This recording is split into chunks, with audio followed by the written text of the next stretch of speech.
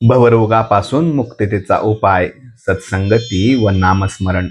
एका गावात एक वैद्य राहत होता. त्या वैद्याला कोणाला काय रोग झाला आहे हे तोंडावरून समजत असे.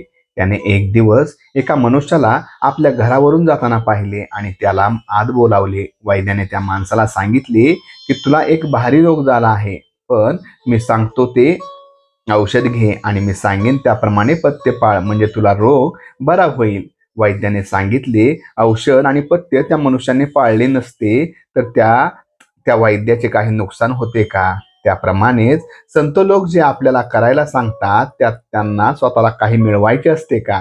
आपल्याला गुरु सांगत असतात, त्यांचे ऐकल्याने आपलाच फायदा होत असतो. ते आपल्याला बहुरोग झाला आहे असे सांगतात आणि त्याकरिता सत्संग करा आणि नामात राहा म्हणून सांगत असतात. जे ते सांगतात ते स्वतः अनुभव घेऊन सांगत असतात.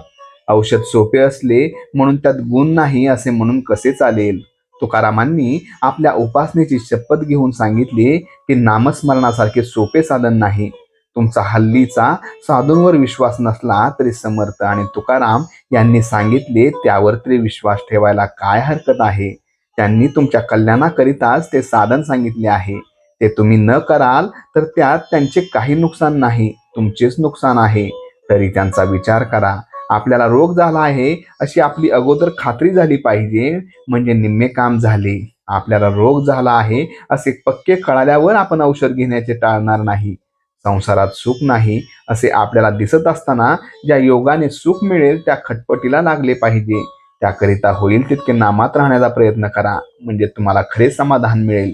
एका मनुष्याने 30 वर्ष मनापासून नोकरी केली. तो म्हणाला, भगवंताची पूजा आणि भक्ती कशी करावी ते मी नोकरीपासून शिकलो. त्याला विचारले ते कसे?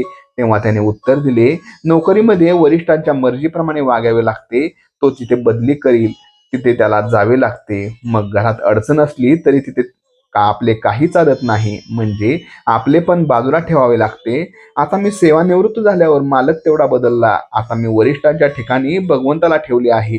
भगवंत हा श्रेष्ठ वरिष्ठ आहे, कारण तो माणसासारख्या स्वार्थी नाही. तो अत्यंत निस्वार्थी असल्यामुळे माझ्या हिताचेच नेहमी घडवून सांगतो.